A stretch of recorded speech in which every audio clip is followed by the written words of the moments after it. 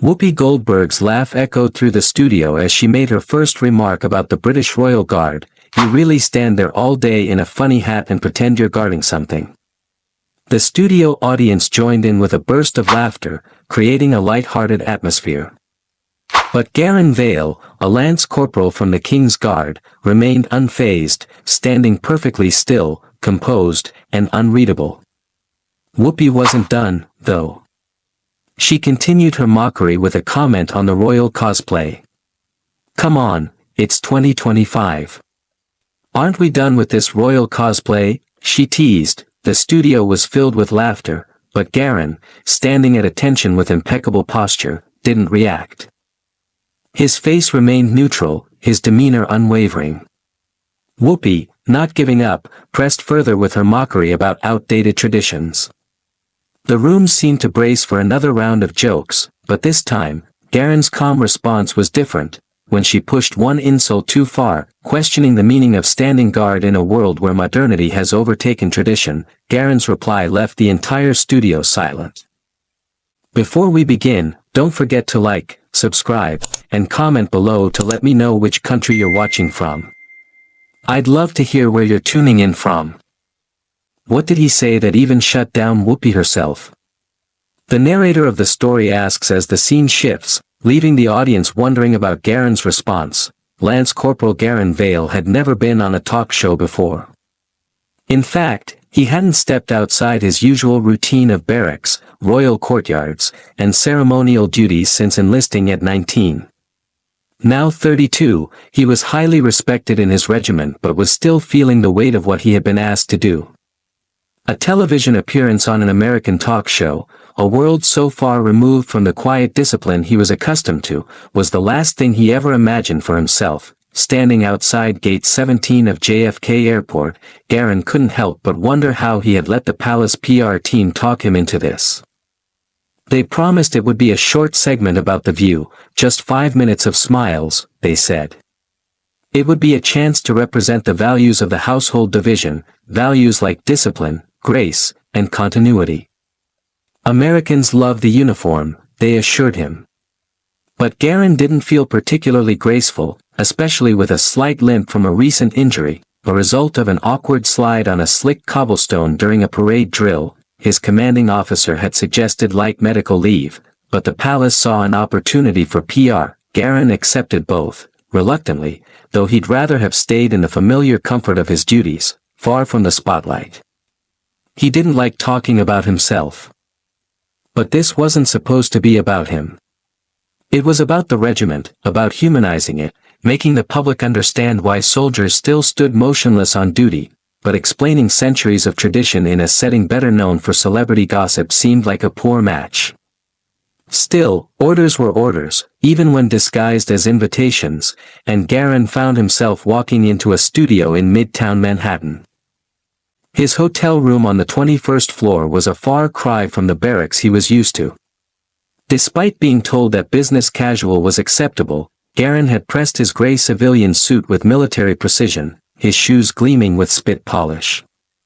He looked in the mirror and saw a man who was always ready for inspection, even when no one was inspecting him. Garron arrived at the studio lobby 15 minutes early, his coat buttoned neatly, and his posture square. The receptionist blinked when she saw him, confused for a moment before checking his name against the schedule. "You're the British Guard guy?" she asked.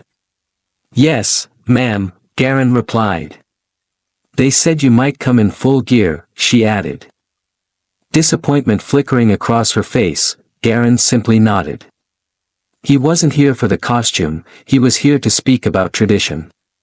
She gestured toward the elevator, green rooms on 3. As he entered the lift, Garron adjusted his collar and breathed slowly, still focused. This wasn't enemy territory, but it wasn't exactly friendly ground either. When the elevator doors opened, Garron instinctively straightened, placing his back to the wall, shoulders squared, eyes ahead. The green room smelled faintly of hairspray, coffee, and nerves. A young production assistant poked at a tray of pastries while holding a cup of coffee in one hand and a Bluetooth headset in the other. "Are you the soldier?" she asked. pointing with her cup. From Buckingham or whatever? Yes, ma'am, Garron replied politely. She smirked and said, hope you brought the fuzzy hat. They love that stuff. Garron didn't respond to her playful jab. I didn't, but I can answer questions about it, he said simply. The assistant rolled her eyes and wandered off, leaving Garron in his usual state of stillness, while other guests, an author, a skincare founder, and a social media chef, bustled around, checking their phones and speaking quickly. Garron remained seated, calm, composed. He knew the drill. This wasn't about him, it was about the tradition he stood for. The quiet of the green room was disrupted by the unmistakable presence of Whoopi Goldberg, making her grand entrance with dark sunglasses, a long jacket, and that deliberate walk, as if the hallway should part in her honor. Her entourage remained behind as she scanned the room, eyes immediately locking on Garron. A small smirk tugged at the corner of her mouth.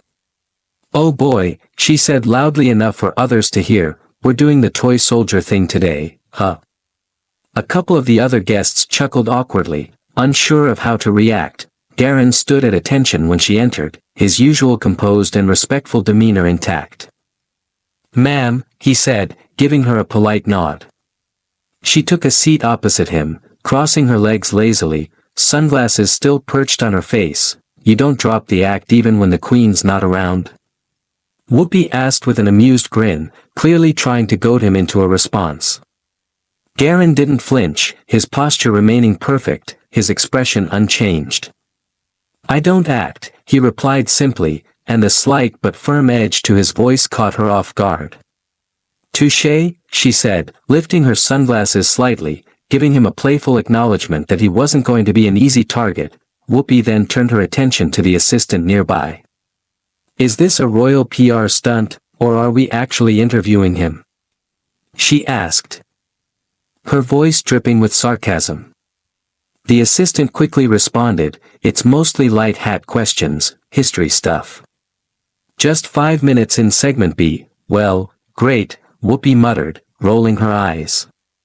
Royal cosplay with commentary.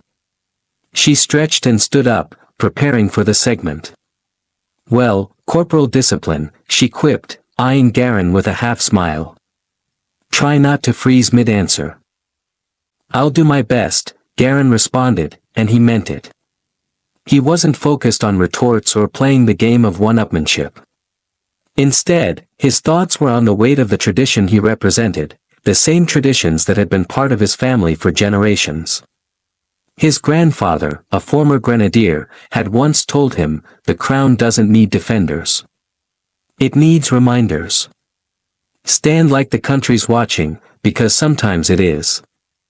Garron believed in that deeply. As the assistant led him toward the stage entrance, he felt the familiar tightness in his chest. This wasn't a battlefield. But it also wasn't entirely a friendly stage. Still, the words of his grandfather echoed in his mind, reminding him of the responsibility he carried, both to his past and to the country that still needed to see something constant, even in the chaos of the modern world. Garron entered the studio, his eyes adjusting to the bright lights and the sound of applause. The hosts were sitting at a semicircular table, their smiles wide and practiced, the energy light and jovial. Whoopi, of course, had settled into her chair with her signature casual style, her sunglasses now resting on the table in front of her.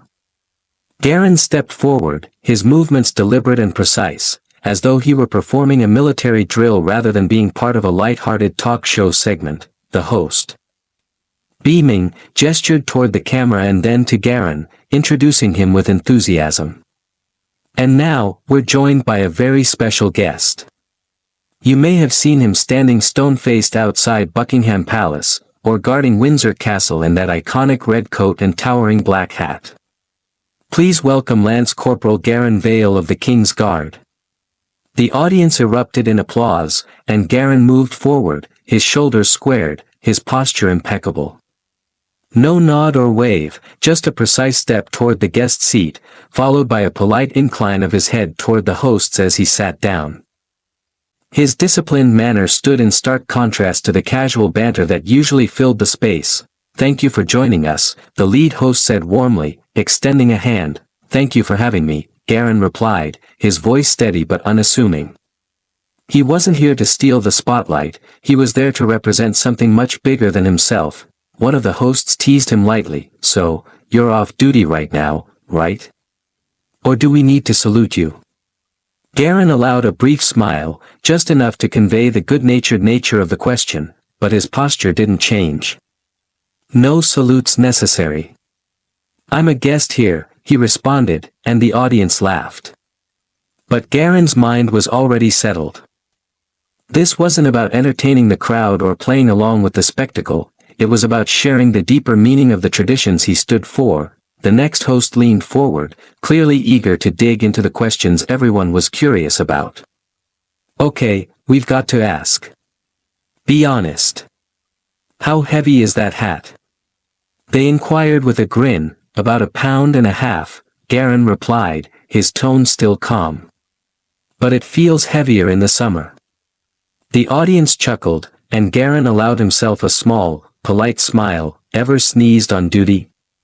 The host asked next, his tone teasing. "No," Garron answered simply, though his eyes twinkled slightly. "Ever wanted to?" Another host chimed in, prompting more laughter from the crowd. "More often than you'd think," Garron said, maintaining his composure. Though the question was light-hearted, he didn't let it break his calm demeanor. He was the image of discipline, his posture unchanged, even as the banter continued around him. The lead host, seizing the opportunity, asked, "You've stood outside in snow, in rain, in record heat, what keeps you from moving?" The question was serious now, the levity giving way to curiosity about the soldier's true motivation. Garron's response was straightforward, unembellished. "Tradition," he said. "And training. We're not there to react. We're there to remain." The host nodded, impressed. "Discipline. I like that," he said, acknowledging Garron's clarity. Whoopi, who had remained silent up until this point, swiveled slightly in her chair, her expression shifting to one of mild amusement. She leaned in, ready to continue the challenge, but seriously, she said, her voice laced with a touch of humor, "What is it you do, though? You stand still while tourists bark in your face, right? They mock you, make TikToks, and you just take it." The studio fell a bit quieter at her blunt question, but Garron didn't flinch. He met her gaze calmly, his eyes unwavering. "We stand in silence because it means something to us," he said evenly. His voice carried no hint of anger, no rush to defend himself. He simply spoke the truth as he saw it. Whoopi's expression shifted, a slight pause hanging in the air before she responded. "Yeah, but to most people watching, it's like cosplay," she said dismissively, waving her hand. "Big hats, no blinking, fancy shoes. I mean, do you guys actually guard something?" This question, though dismissive, struck a nerve, and Garron's response was measured, but firm. "Yes," he said, locking eyes with her. "We are trained soldiers. We rotate from ceremonial to active duty. What you see in red is the same soldier who patrols with live rounds in a desert or trains alongside NATO." The room quieted at his words, a subtle shift in the atmosphere. Whoopi, no longer mocking, but genuinely curious, leaned back in her chair. The room had quieted after Garron's calm response about the seriousness of his training. Whoopi wasn't finished, though. She leaned forward, folding her arms and maintaining eye contact with Garron. She wasn't mocking him anymore, but the curiosity in her eyes was sharp. "So, you really believe in this whole thing?" she asked, her voice taking on a more probing tone. "You're standing there, in the rain, in the snow, with people laughing at you. And you honestly think that's still worth it?" Her words weren't as dismissive as before, instead, they carried a genuine challenge. She wasn't asking out of mockery, but out of a desire to understand why someone would dedicate themselves to something that seemed so outdated in the modern world. Garron, unflinching, looked at her. He wasn't there to offer a defense, nor to prove his point to anyone. He was simply there to explain what he stood for, in the clearest and most honest way he could. Tradition isn't always about pride. He began slowly, his voice calm but firm. Sometimes it's about remembering the price of forgetting. The words seemed to hang in the air for a moment, and the studio was quieter now. Garron's calm delivery made the room pause and think. Whoopi was silent, perhaps considering what he had said. The rest of the hosts were quieter too, and some of the audience members shifted slightly in their seats. It was clear that Garron's answer had struck a chord with more than just Whoopi. Whoopi, though, wasn't ready to let go of the conversation just yet. She tilted her head slightly, eyes narrowing as she continued, "But it's 2025, don't you think?" Standing there with a big red coat, this tradition of a uniform, it's performative at this point. Isn't it? She asked, her voice softer, but still probing. There are real people suffering in your country. People choosing between heat or food. Do you think it's right to keep putting so much energy into something that symbolizes the monarchy, an empire, and centuries of inequality? Garron took a slow breath, his hands resting perfectly still on his knees. It was clear that he had heard this line of questioning before. But what he said next wasn't a rehearsed reply or a politically safe answer. It was simply the truth, as he saw it. Garron's voice remained as steady as ever, unwavering and clear. He wasn't here to argue about political ideals or the broader implications of the monarchy's symbolism. He was here to explain why he stood as he did, why he put on that uniform every day, why the world saw him standing motionless outside a castle or palace. "I don't serve symbols," he said simply. "I serve continuity. In crisis or in calm, people need to know that something still stands where it always did." The final word, steady, carried with it a weight that reverberated across the room. There was no anger or frustration in Garron's voice. He didn't get defensive. He simply shared what was at the core of his service, the belief that continuity and consistency in uncertain times were worth protecting. The hosts, who had been primed for light banter, suddenly realized that they were treading into deeper waters than they had anticipated. Whoopi sat back, folding her arms across her chest, a small frown creasing her brow. She looked thoughtful now, perhaps realizing that this conversation wasn't going to be the typical talk show banter she was used to. The audience, sensing the shift in tone, fell into a deeper silence. It wasn't that they were uncomfortable, but that they were listening more intently than before. The lead host, trying to keep the energy flowing, leaned forward and asked with newfound respect, "That's fascinating. You've said before that the uniform isn't just a costume, it's a commitment. What do you mean by that?" Garron, without hesitation, replied, "It's not the wool or the brass that carries weight. It's the generations behind them. Every soldier who stood before me stood for someone else's memory. That's the responsibility." A subtle murmur of approval rippled through the studio. Some of the audience seemed to understand what Garron was saying. There were nods of agreement, whispers of recognition.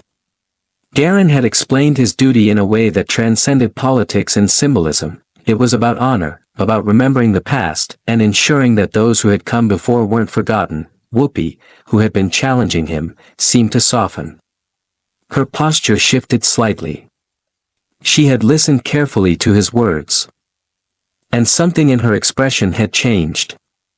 Her sunglasses, once a barrier between her and the conversation, were now placed to the side. She looked at Garron directly, the amusement replaced by curiosity, but Whoopi wasn't done. It wasn't that she was ignoring what Garron had said, but she still wanted to challenge him on a deeper, more personal level. She leaned forward again, her arms now resting on the table, and she met Garron's gaze with an intensity that suggested she was trying to understand, not just debate. "Okay," she said, her voice quiet but laced with genuine curiosity. "But you do know it's 2025, right? You're standing around castles while people in your own country are struggling. People are hungry, they're cold. How does that sit with you? You don't think the image of a silent soldier in a uniform from the 19th century feels a little performative? There was no anger in her words, just the simple question of how Garron, a man so deeply committed to a centuries-old tradition, could justify this role in the face of modern-day struggles. How did he reconcile standing guard in a world that was so different from the one his ancestors had known? Garron didn't flinch, nor did he hesitate. His answer, once again, was simple, and yet profound. I don't wear the uniform for him, he said, speaking of the monarchy. I wear it for the 87-year-old widow who shows up every month to place a rose on her husband's memorial stone. I wear it for the children who see discipline before noise. And I wear it for the country, mine, not the crown. His words were clear. It wasn't about the monarchy or its symbols, but about the people, the ones who had lived through hardship, the ones who remembered, and the ones who had no voice but who found something in Garron's unwavering presence that spoke to them, country over crown. Whoopi asked. Almost in a whisper. There was a slight shift in her tone, not just of curiosity, but of genuine recognition. Her posture had softened, no longer confrontational, but reflective. They're not the same, Garron answered firmly, his words carrying the kind of weight that could only come from a man who had spent years standing still, not just physically, but in his principles. The atmosphere in the studio had changed. It wasn't just an interview now. It had become a conversation that carried more weight than any scripted segment. It had become something deeper, a moment of connection, not just between Garron and Whoopi, but between all those present. Despite the shift in tone, Whoopi wasn't ready to let the conversation end just yet. The question she asked now wasn't born of mockery but a genuine, almost soft curiosity. Her gaze was direct, her body language open, signaling that she was truly trying to understand Garron's perspective on a deeper level. But don't you think, she began slowly, her voice calm but with a hint of vulnerability, that it's dangerous to put so much energy into symbolism while real people are suffering? I mean, the cost of maintaining all that pageantry, the uniforms, the ceremony, the entire thing, could feed families. People are out here struggling, and you're guarding buildings that symbolize an empire, class hierarchy, and centuries of inequality. Her question was pointed but not harsh. There was a genuine attempt to understand why Garron, or anyone in his position, would continue to dedicate their life to something that, on the surface, seemed so outdated, so disconnected from the problems of today. She didn't expect him to change his mind, but perhaps she thought he would acknowledge the broader context of his role. Garron, for his part, didn't flinch. His gaze remained steady, unwavering. His posture was as perfect as ever. The question might have been challenging, but Garron had stood through much worse. The history behind the monarchy and its ceremonies, the weight of the tradition, had never been lost on him, but that history wasn't the only thing he was standing for. His response, though delivered quietly, carried the certainty of someone who had thought deeply about his purpose long before stepping onto this stage. I don't serve symbols, Garron began, his voice still calm but carrying the weight of unshakable conviction.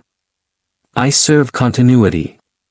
In crisis or in calm, people need to know that something still stands where it always did. There was no anger, no defensive tone. His voice was steady, sure, as if he had come to understand that sometimes, in an unpredictable and ever-changing world, the most important thing was consistency. That was his duty, to stand, to remain, to be a reminder that some things, however small they might seem, would not waver. The studio was silent, and even Whoopi seemed to pause, letting his words settle. The conversation had shifted, no longer a playful banter about a soldier's uniform, but a discussion about deeper values. It was about more than the monarchy, more than the ceremony. It was about the enduring power of traditions that transcended time. With the room still quiet, Garron's words were given space to sink in. The hosts, who had originally sought a light-hearted exchange, now appeared more reflective, leaning in as they realized that they weren't merely having a conversation about a ceremonial guard.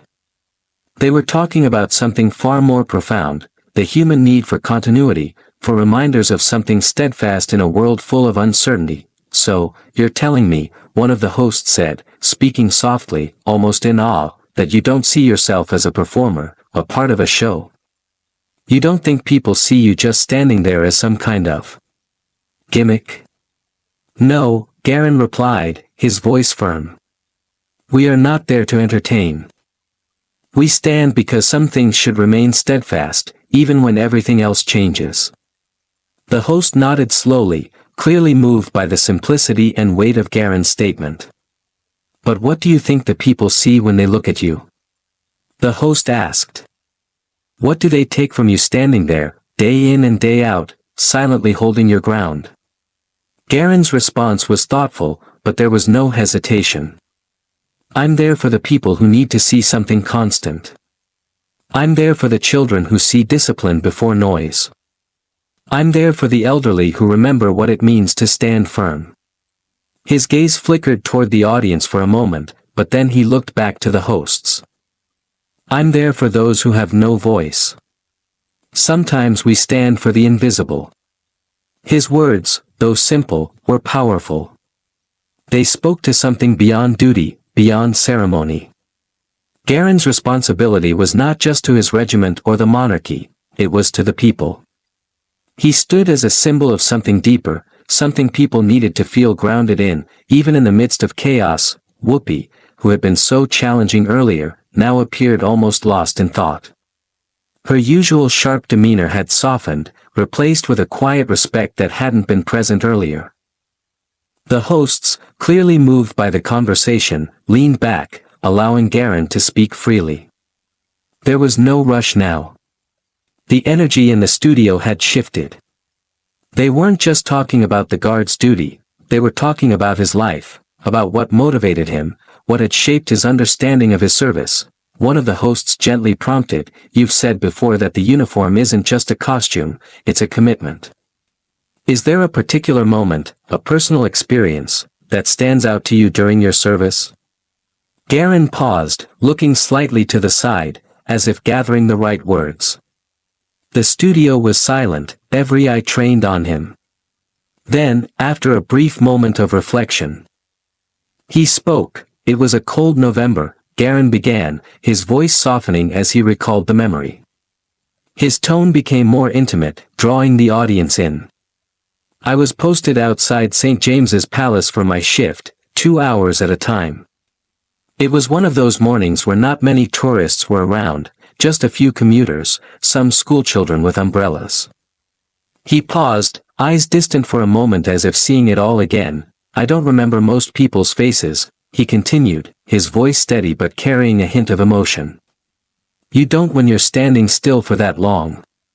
But I remember this one man." There was a slight shift in the air. Everyone in the room leaned forward, sensing the significance of what was to come. Garron's eyes took on a distant, almost reflective quality as he described the man, a figure who had, in some way, shared a quiet connection with Garron during his hours of stillness. He wasn't filming. He wasn't posing. No selfie stick. No phone. He was just watching. Garron's hands, which had been still in his lap, subtly tightened for a moment, then relaxed again. His coat was worn. His shoes were scuffed.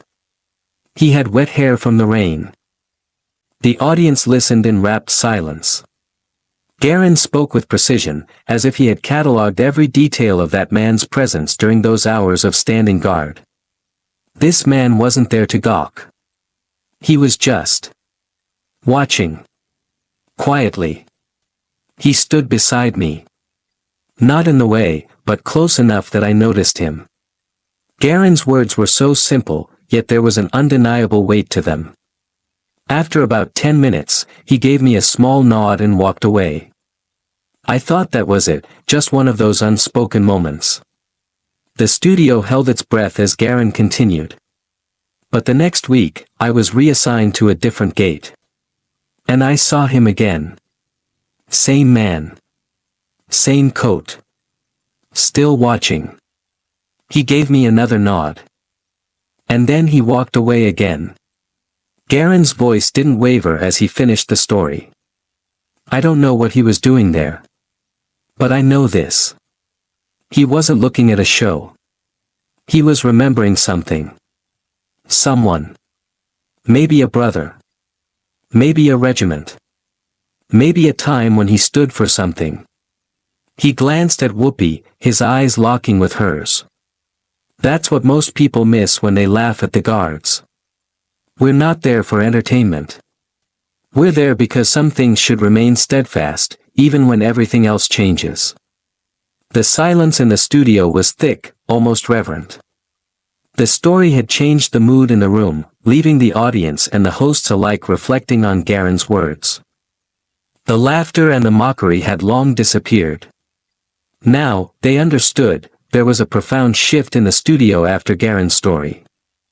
Whoopi, once so eager to challenge him, seemed quiet for a moment, as though considering his words carefully. The energy had changed, not just in the room, but in the air itself. The playful tone of the conversation had vanished, replaced by something much heavier, something reflective and meaningful. One of the co-hosts, a woman in the front row, whispered something to her companion. The conversation around the table had softened, and the mood felt almost reverential. Garron's words about continuity, discipline, and standing for something larger than oneself had found a deep resonance with the studio audience, and even the hosts, the lead host, who had been guiding the conversation so far, now appeared thoughtful. She leaned forward, her voice softer than before. That's actually really moving, she said. You're standing there, not for a crown, not for the monarchy, but for people who need something constant in their lives. Something to remind them that they're not forgotten. Garron nodded slightly, his posture unwavering, but there was a subtle warmth in his expression now. He wasn't looking for validation, but it was clear that he appreciated the shift in understanding from the hosts and the audience. Whoopi, too, seemed to soften. The performative edge that had marked her earlier comments had slipped away. She no longer seemed as confrontational. Instead, she seemed to be genuinely processing what Garron had shared, even if she couldn't fully understand it. She leaned back in her chair, crossing her arms loosely, and for a moment, there was a silence between them. It was the kind of silence that wasn't uncomfortable but rather full of unspoken recognition. Whoopi looked at Garron again, her eyes no longer filled with mockery or skepticism, but with a quiet respect. After a long pause, Whoopi finally broke the silence, her voice quieter now, almost contemplative. That's poetic, she said softly, her usual sharpness replaced with something softer. But I still don't get it. Garron's expression didn't change. He wasn't there to make her understand. He was there to share his perspective, and whether she understood or not, he had said what he came to say.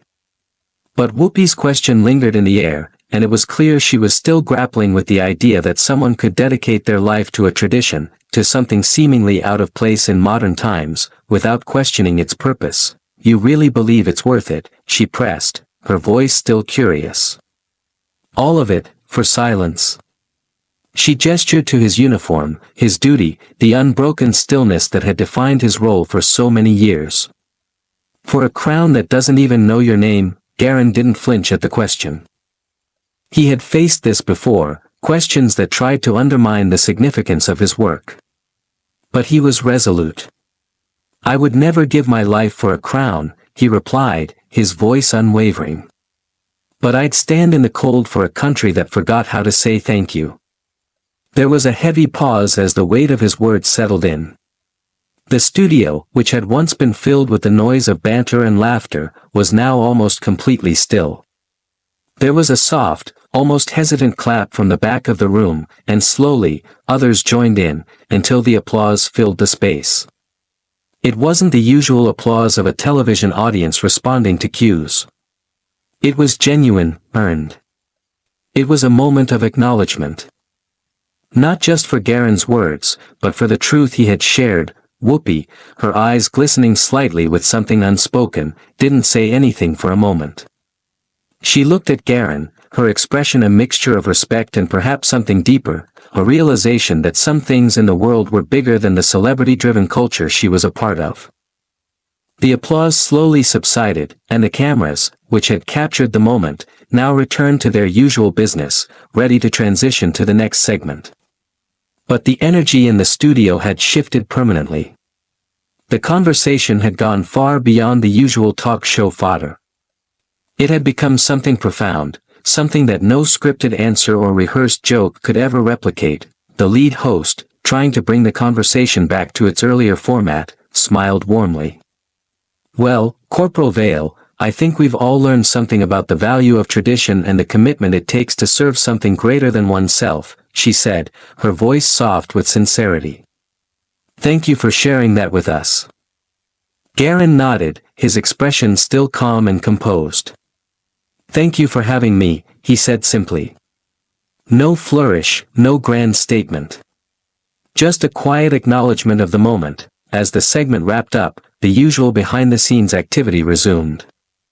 The producers, still moved by the conversation, began adjusting the set, but there was an unusual quietness in the air. The crew, the hosts, even the audience, seemed to move with a reverence that hadn't been there before. The usual frantic energy of a television studio had faded, replaced by something more reflective. Garron, having stood his ground through the entire interview, stood up, nodded once to the hosts, and made his way off the stage. He didn't linger for applause, nor did he expect any recognition. His duty wasn't about praise. It was about standing firm, about remaining when the world around him was uncertain. Back in the green room, a junior producer, the same one who had made the earlier joke about his uniform, approached him. There was no mockery in her eyes now, just a sheepish but respectful look. "Listen," she said awkwardly, "about what I said earlier." "I'm sorry." Garron simply nodded, his tone steady. No apology needed. As he walked out of the studio, he was met by a small group of British tourists waiting outside. They recognized him immediately. An elderly man with a military pin on his lapel gave him a respectful nod. A woman quietly clapped her hands. Garron didn't wave, didn't smile for the cameras. He simply adjusted the hem of his coat and began walking, his movements precise. Like a man on duty, the world might not have been watching anymore, but for those who recognized him, for those who still understood the value of silence and duty, Garron had made a lasting impact. He wasn't just a soldier in a red coat. He was a reminder, of continuity, of tradition, and of the quiet strength that stood firm even when everything else around it was shifting. As Garron walked away from the studio, the weight of his service didn't feel any lighter. But perhaps, just for a moment, it had been understood. Thank you for watching the video. If you enjoyed it, don't forget to hit like and share it. Subscribe to our channel for more inspiring videos. Thanks again and see you in the next one.